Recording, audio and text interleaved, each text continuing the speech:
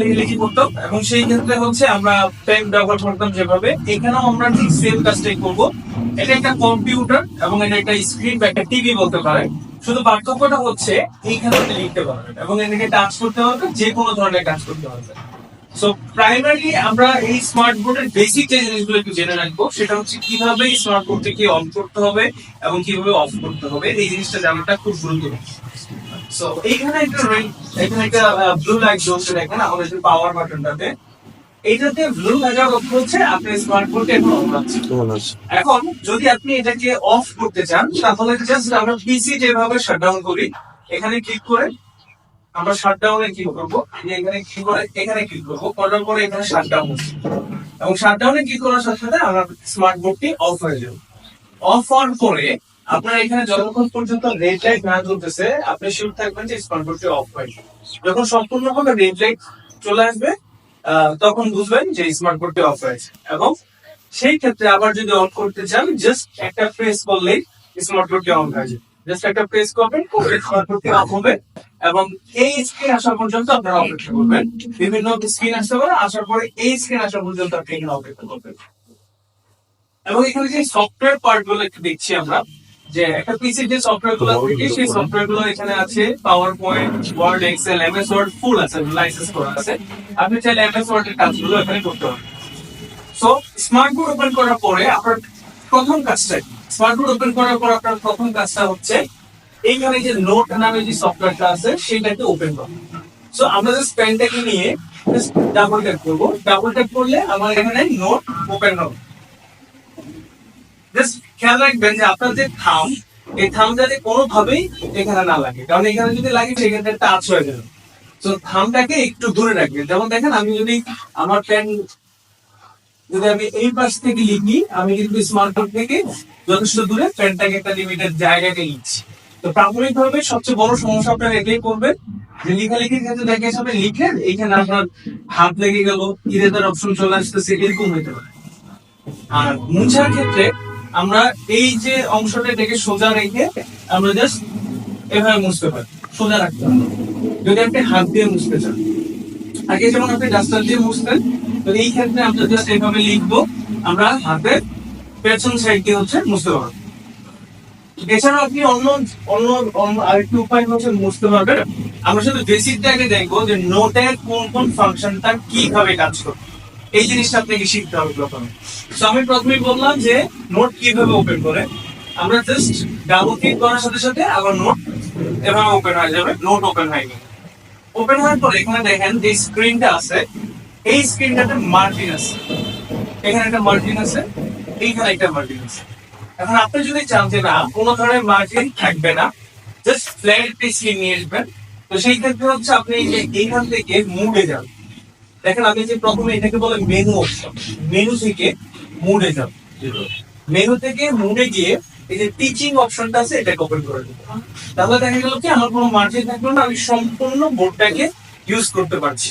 হ্যাঁ, এখন আসেন যে এই বোর্ডের যে ব্যাকগ্রাউন্ড কালারটা, আপনি এই কালারটাকে কিভাবে চেঞ্জ করবেন। ব্যাকগ্রাউন্ড কালার, তো ব্যাকগ্রাউন্ড কালারটাকে চেঞ্জ করার জন্য 3 নম্বর যে পয়েন্টটা দেখেন, এখানে যে টুলস বারের মধ্যে একটা পয়েন্টার দেখা যাচ্ছে, এখানে ক্লিক করুন। ক্লিক করে এই যে সাবজেক্ট দেখেন, সাবজেক্টে ক্লিক করুন। এখানে দেখেন ব্যাকগ্রাউন্ড ইন সলিড কালার, এখান থেকে আপনি যেটাতে ক্লিক করবেন আপনার ব্যাকগ্রাউন্ডটা হচ্ছে সেটা নিয়ে নেবেন। অথবা আপনি যদি মনে করেন যে কালার বোর্ড থেকে নেবেন, তাহলে যে এই আইকনে ক্লিক করলে এখানে কালার বোর্ড ওপেন হয়ে যাবে। সো এখান থেকে আপনি যে কোনো একটা কালার বোর্ড সিলেক্ট করে ওকে করলেন, তারপর এই কালারটা হয়ে যাবে। সো এটা ইটস ডিপেন্ড অন ইউ যে আপনি আসলে কিভাবে কোন কালারটাকে সিলেক্ট করতে চান। এগুলো হচ্ছে যদি সলিড কালার। এছাড়া আমাদের ডিসিপ্লিন ব্যাকগ্রাউন্ড আছে। ডিসিপ্লিন ব্যাকগ্রাউন্ডের মধ্যে হচ্ছে আপনি যখন গ্রাফের অঙ্ক পড়াতে যাবেন, তখন আপনি চাইলে এটা ব্যবহার করতে পারেন। ইংরেজি লেখার ক্ষেত্রে এটাকে ইউজ করতে পারেন, সঙ্গীতের ক্ষেত্রে এটা। এই ধরনের কিছু ইনফিল্ড ব্যাকগ্রাউন্ড হচ্ছে আমরা এখানে অ্যাড করে দিছি। এগুলোকে আমরা বলি ডিসিপ্লিন ব্যাকগ্রাউন্ড। তারপর হচ্ছে টিচিং ব্যাকগ্রাউন্ড, এগুলো হচ্ছে টিচিং ব্যাকগ্রাউন্ড। সো এগুলোকে আপনি ব্যবহার করতে পারেন। এই ধরনের টিচিং ব্যাকগ্রাউন্ড গুলোকে আপনি হচ্ছে ইজিলি ব্যবহার করতে পারবেন, অথবা বাচ্চাদের শেখানোর ক্ষেত্রে এগুলোকে ব্যবহার করানো যাবে। তো আপনি যেভাবে হচ্ছে ব্যাকগ্রাউন্ড গুলাকে ইউজ করতে চান সেভাবে ইউজ করতে পারবেন। যেমন আমরা আপনার এটাকে হচ্ছে ব্যাকগ্রাউন্ড দিয়ে রাখলাম। সো কিভাবে ব্যাকগ্রাউন্ড চেঞ্জ করতে হয় সেটা তো বুঝলেন নাকি? ওকে, এবার আসলে আমরা কিভাবে লিখবো বা কোন পেনটা দিয়ে আমরা লিখতে পারি। আমি যদি একটু মাঝের সেকশনটা দিয়ে খেয়াল করি, এখানে হচ্ছে একটা পেন অপশন দেখা যাচ্ছে, পেন। এটাতে ক্লিক করলে আরো কিছু অপশন এখানে ওপেন হবে। যেমন এই যে এটা হচ্ছে একটা কলম। সো আমি যদি এই কলমের কালার চেঞ্জ করতে চাই, তাহলে এখান থেকে আমি কলমের কালার চেঞ্জ করতে পারবো। সো আমি কালারটাকে সিলেক্ট করলাম, পেনটাকে সিলেক্ট করলাম, আবার এটাতে ক্লিক করলে স্ক্রিনটা চলে যাবে। এবার হচ্ছে আমি এখানে আমার যে লেখালেখি গুলো আছে সেই লেখালেখি গুলো আমি এখানে করবো, এবং কোনো ধরনের হ্যাং বা লেগ ইস্যু থাকবে না। আপনি যা লিখছেন সেটা একুরেটলি এখানে চলে আসবে, যা লিখছেন সব কিছু চলে যাবে। আর আপনি যদি এটাকে মুছতে চান, ওই যে আগের সিস্টেম আমরা বললাম যে হাতের বাঁ পাশ দিয়ে হচ্ছে আপনি এভাবে ইরেজ করতে হবে। সো আমরা আবার একটু পেনে গেলাম, এখানে যেহেতু কয়েকটা পেন আছে, সো এক একটা টিচার এক এক ধরনের পেন দিয়ে হচ্ছে লিখতে অভ্যস্ত। যেমন আমি যদি সেকেন্ড পেনটার দিকে খেয়াল করি, সো এই হচ্ছে আমার সেকেন্ড পেন স্টাইল। আমি একটু সবগুলো তুলনা দিই, তাহলে আপনারা বুঝতে পারবেন যে এক একটা শেপ কিন্তু একটু এক একটা। যেমন এটা আরেকটা পেন, আর এগুলোকে যদি আপনি হাইলাইট করতে চান, এ হচ্ছে হাইলাইটার। আপনি যে কোনো কালার নিতে পারবেন, এখান থেকে কালার নিয়ে আপনি চাইলে এটাকে হাইলাইট করতে পারবেন। আবার ক্লিক করলাম, যদি পেনকে মোটা বা ছোট বা চিকুন করতে চান, এই যে এখান থেকে হচ্ছে আপনি যেমন হাইলাইটারটাকে আমি বড় করলাম, আমি চাইলে এটাকে আরো ছোট করতে পারবো। আমি যে কোনো পেন নিলাম, সে পেনটাকে চিকুন বা মোটা করতে পারবো, আমার চাহিদা অনুযায়ী আমি এগুলো করতে পারবো। এইটা প্রথম, এটা হচ্ছে নরমাল পেন, এটা হচ্ছে একটা পেইন্ট ব্রাশ, এটা হচ্ছে হাইলাইটার, এটা হচ্ছে চাইনিজ ব্রাশ, আর এটা হচ্ছে লেজার পেন। লেজার পেনের বিষয়টা হচ্ছে, সাপোজ আমি লিখলাম 5, এটা 5 সেকেন্ড ধরে ব্লিঙ্ক করবে, ব্লিঙ্ক করে অটোমেটিক চলে যাবে। যেমন আপনার স্টুডেন্ট পড়াচ্ছেন, মনোযোগ আকর্ষণের জন্য 5 সেকেন্ডের জন্য তাদেরকে একটা হিন্ট দিচ্ছেন। তো হিন্টটা আপনি যেভাবে দিবেন, সে যদি এই পেন দিয়ে লিখে দেন, তাহলে সেটা 5 সেকেন্ড পর অটোমেটিক হচ্ছে চলে যাবে। আচ্ছা, আর এই দুটো পেন হচ্ছে স্টাম্প পেন। এখানে বিভিন্ন স্টাম্প আছে, ইমোজি স্টাম্প, এগুলো ইউজ করতে পারেন। অথবা আপনি যদি মোজাইক টেক্সচার পেন দিয়ে লিখতে চান, তাহলে সেই ক্ষেত্রে এখানে টেক্সচার পেন আছে, বিভিন্ন গ্রাফ আছে। যেমন আপনি লিখলেন এই ধরনের টেক্সচার দিয়ে আপনি এখান থেকে লিখতে পারবেন। So, এই হচ্ছে পেনের যে খুঁটিনাটি গুলো, সেগুলো আমি দেখালাম। এবার আসলে আমরা ইরেজার। আমি প্রথমে আপনাদেরকে বলেছি যে ব্যাক হ্যান্ডে আপনি ইরেজ করতে হবে। এছাড়াও আপনি যদি ইরেজারে ক্লিক করেন, আরেকবার ক্লিক করেন, তাহলে 3টা অপশন পাবেন। প্রথম অপশনটা হচ্ছে যে আপনি চাইলে পেন দিয়ে এভাবে এভাবে ইরেজ করতে পারেন। সেকেন্ড অপশনটা হচ্ছে জাস্ট আমি ক্লিক করলাম, চলে গেল, ক্লিক করলাম, চলে গেল। একটা চাপ দেবো, ক্লিক করবো, চলে গেল, ক্লিক করবো, চলে গেল। আর থার্ড অপশনটা হচ্ছে আপনি চাইলে একসাথে ফুল পেজটাকে ইরেজ করে দিতে পারেন। এখন সাপোজ আপনি একসাথে সম্পূর্ণ পেজটাকে ইরেজ করে দিচ্ছেন, কিন্তু আপনার কোনো একটা লেখা ফিরিয়ে আনলাম, সেই ক্ষেত্রে এখানে আনলিমিটেড অপশন আছে, ক্লিক করলেন, তারপর সেগুলো ফিরে চলে আসবে। সো ইন্ডিভিজুয়ালি এভাবে লিখতে হবে, ইরেজ করতে হবে। এই যে 4 নম্বর যে শেপটা দেখছেন, এইটা হচ্ছে অটোমেটিক রিকগনাইজার, যে আপনি কোন একটা শেপ আঁকেন, যেমন একটা বৃত্ত। এখন দেখেন এখানে কালারটা ব্ল্যাক, আমি যদি কালারটাকে চেঞ্জ করতে চাই, আবার ক্লিক করলাম, করে এখান থেকে আমি কালারটাকে চেঞ্জ করতে পারবো। যে আমি একটা বৃত্ত আঁকলাম, সে অটোমেটিক হচ্ছে শেপ নিয়ে নিল।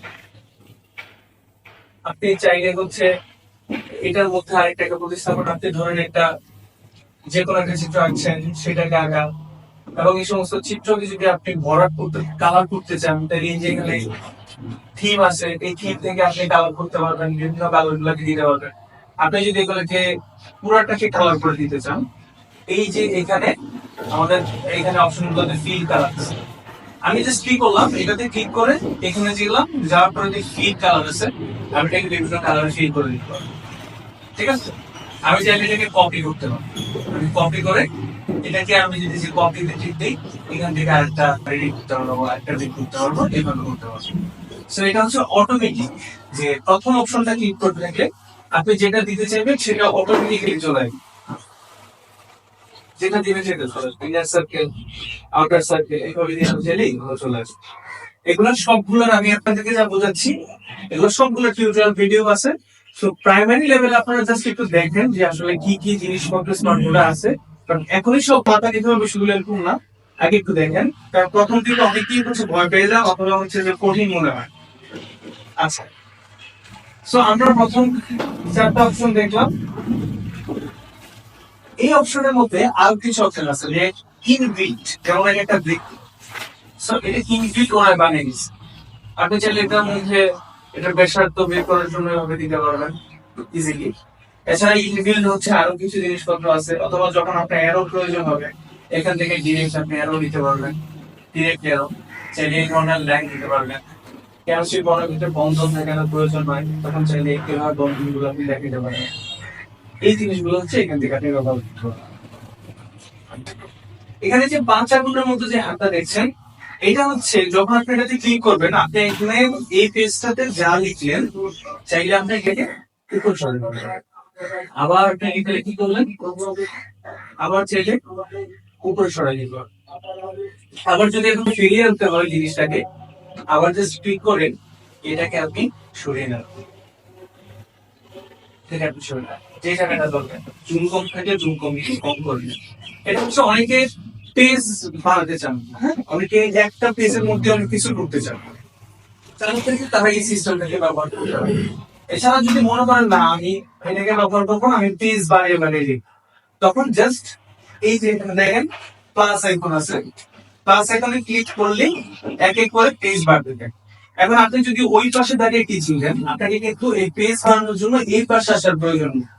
আপনি যদি দেখেন এখানে একটা অ্যারো চিহ্ন আছে, আমি অ্যারো চিহ্ন দিয়ে ক্লিক করার সাথে সাথে এই পাশে ডায়লগ বক্সটা ওই পাশে চলে গেল, আর ওই পাশে ডায়লগ বক্সটা ঠিক এই পাশে চলে আসে। এই ক্ষেত্রে দেখা গেল যে আমি এখানে কিছু পেজ বানালাম, আমি যদি এখানে পেজ আইকনে ক্লিক করি তাহলে আমি আমার সবগুলা পেজ দেখতে পারবো। আমি যদি এক নাম্বার চলে যেতে চাই এক নাম্বার চলে যাবে, দুই নাম্বার যেতে চাইলে দুই নাম্বার চলে যাবে। সো পেজ বানানোর সিস্টেমটা হচ্ছে এখানে, এইখান থেকে। হ্যাঁ, আবার যদি এখানে ক্লিক করি তাহলে আবার পেজের আইকনটা এখানে চলে আসবে। এখন সাপোজ আপনি এই পেজে আছেন, আপনি যদি পরের পেজে যেতে চান অ্যারোতে ক্লিক করবেন, পরের পেজে চলে যাবেন। সো এটা হচ্ছে কিভাবে পেজ বানানো।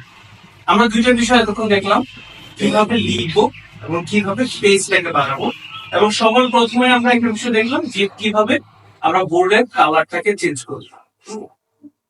এবার আসি আমরা যে যারা ইংরেজি পড়ে তাদের ক্ষেত্রে আমরা যদি আমাদের ফন্ট গুলাকে আমরা যা লিখবো সেটাকে অটোমেটিক টিপিক্যাল ফন্টে নিয়ে যেতে চান, সেক্ষেত্রে এই অপশনটা হচ্ছে গুরুত্বপূর্ণ।